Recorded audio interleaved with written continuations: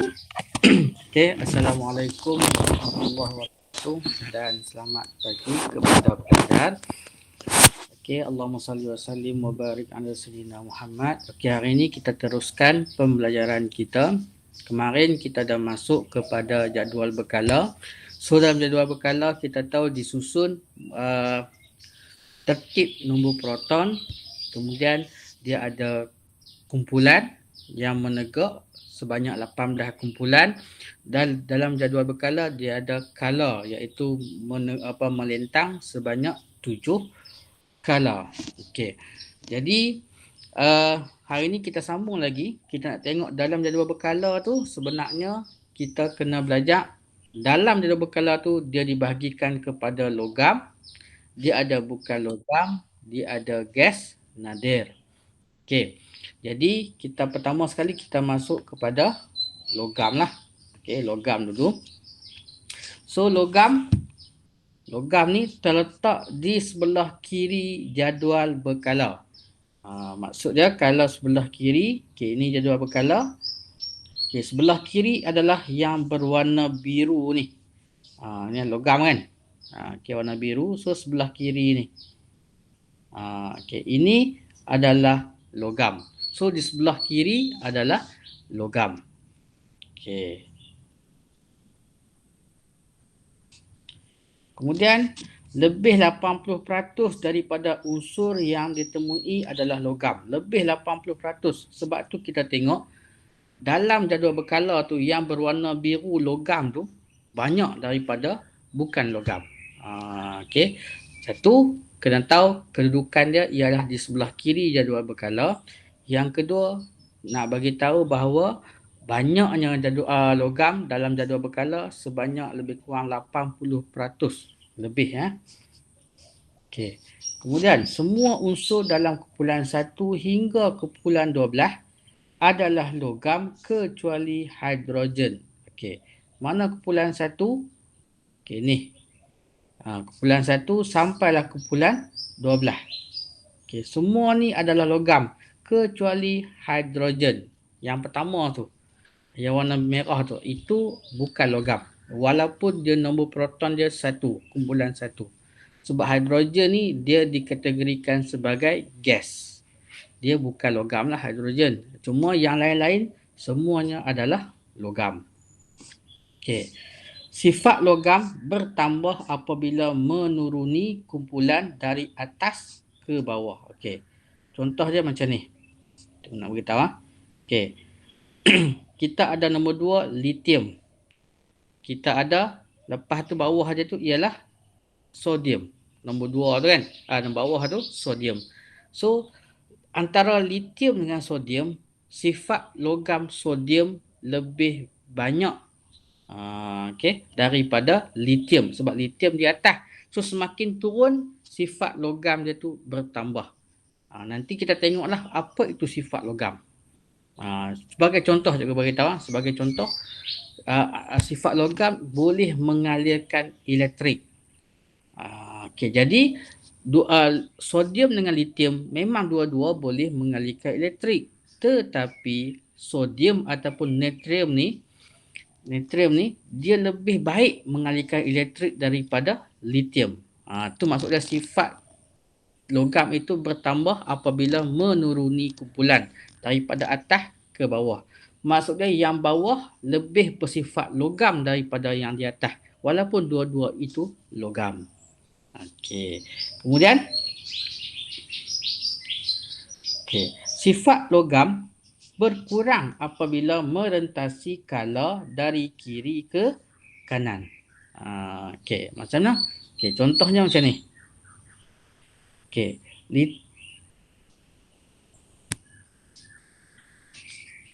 contohnya kita ada lithium dengan tepi dia ni barium. Okey. So lithium ni sifat logam dia lebih banyak berbanding barium. Okey, ataupun natrium nombor 3 ni, natrium dengan magnesium.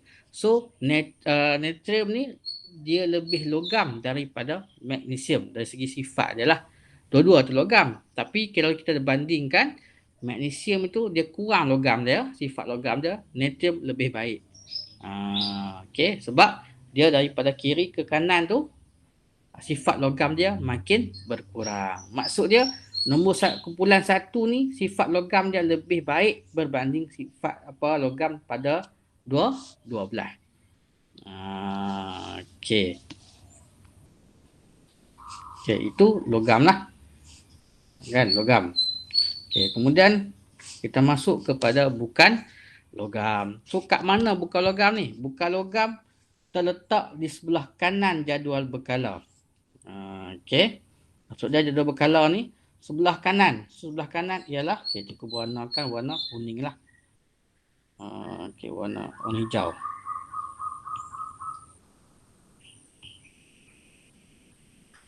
Okey ni. Nampak jelas sikit lah. Okey, so sebelah kanan itu ialah bukan logam. Sebelah kiri adalah logam. Okey. Okey, kemudian hanya terdapat 20 unsur bukan logam dalam jadual berkala. Maksud dia antara logam dengan bukan logam, logam lebih banyak. Bukan logam sikit je. Sebab tu dalam jadual berkala pun kita nampak kan, logam tu lebih banyak daripada bukan logam. Okey. Kemudian yang ketiga ialah gas nadir. Okey, gas nadir merupakan unsur bukan logam. Okey, unsur bukan logam yang disusun dalam kumpulan 18. Okey, kat mana kumpulan 18? Kumpulan 18 ialah berada di hujung sekali. Ni kumpulan 18 ni. Kumpulan 18 di hujung ni. Kumpulan 18 hujung sekali lah. Okey. Okey. Kemudian dia kata gas nadir juga disebut sebagai gas lengai. Okay, apa itu gas lengai? Kerana gas ini tidak reaktif secara kimia dan dia gas yang macam tidak banyak bertindak balas lah. Itu dipanggil gas lengai ataupun gas nadir. Okey, apa itu sifat gas nadir? Sifat dia monoatom. Maksud dia hanya ada satu atom sahaja. Dia tak ada banyak atom. Okey, atom dia ada satu saja, mono. Kemudian mempunyai takat lebur dan takat didih yang rendah. Maksud dia kalau kita nak didihkan dia, tak perlu suhu yang tinggi. Berketupatan rendah. Maksud dia serta terapung lah. Ketupatan rendah ni dia terapung. Sebab dia gas kan, dia terapung. Dan dia tidak larut dalam air. Yang ni sifat-sifat dia lah. Okey. Kemudian kita masuk sikit persamaan di antara persamaan dan perbezaan antara logam dengan bukan logam. Okey. Persamaan dia ialah yang pertama, kedua-dua iaitu logam dan bukan logam merupakan unsur. Sebab yang dalam jadual berkala tadi semuanya adalah unsur. Tak kira logam, tak kira bukan logam. So semua adalah unsur. Okey, apa beza dia? Beza dia yang pertama dari segi kekilauan permukaan. Di mana logam dia berkilau. Sedangkan bukan logam dia pudar. Okey. Permukaannya tu. Kan contohnya kalau kita ambil aluminium. Aluminium ialah logam kan. Bila kita kikih dia, kita sapu dia, kita polish dia, maka dia permukaan dia tu berkilau lah. Kalau kena cahaya matahari, dia berkilau. Tapi kalau bukan logam, dia pudar. Macam biasa, contoh macam kayu lah kan. Okay, kayu. Antara kayu dengan besi ataupun kayu dengan aluminium. Jadi permukaan dia aluminium lebih berkilau. Manakala kayu dia tak berkilau lah macam pokok kayu kan. So dia bukan logam, dia tak berkilau. Tu dari segi permukaan. Okey, yang kedua dari segi kemuluran. Kemuluran logam dia mulur. Maksud dia dapat dibengkokkan ataupun direnggangkan. Bukan logam tidak mulur, tidak dapat dibengkokkan ataupun direnggangkan. Maksud dia macam ni. Contoh, kalau kuprum, dawai kuprum tu, kita boleh bengkokkan dia. Kita boleh bengkokkan dia. Macam spring, kita boleh renggangkan dia. Tetapi kalau bukan logam, contoh kayu, kalau kita nak ni dia akan patah. Tu beza di antara kemuluran mulur dengan tidak mulur. Di mana logam mulur, bukan logam tidak mulur. Tu beza dia lah. Okey. Kemudian beza seterusnya, keboleh tempaan. Logam boleh ditempa kan. Kita ambil besi, kita boleh buat pedang, kita boleh buat kerih. Macam-macam lah kan. Emas kita boleh buat betul-betul macam-macam bentuk. Bukan logam tidak boleh ditempa. Tu beza di antara logam dengan bukan logam. Okay. Kekondaksian elektrik. Apa maksud kekondaksian? Maksud dia boleh mengalirkan elektrik. Contoh kita ada dua dawai kita sambung, tapi litar tu tak lengkap lah. Kemudian kita ambil besi, kita letak, kita sambung dengan mentol boleh menyala. Jadi logam baiklah, boleh mengalirkan elektrik. Tapi kalau bukan logam, lemah. Tak boleh.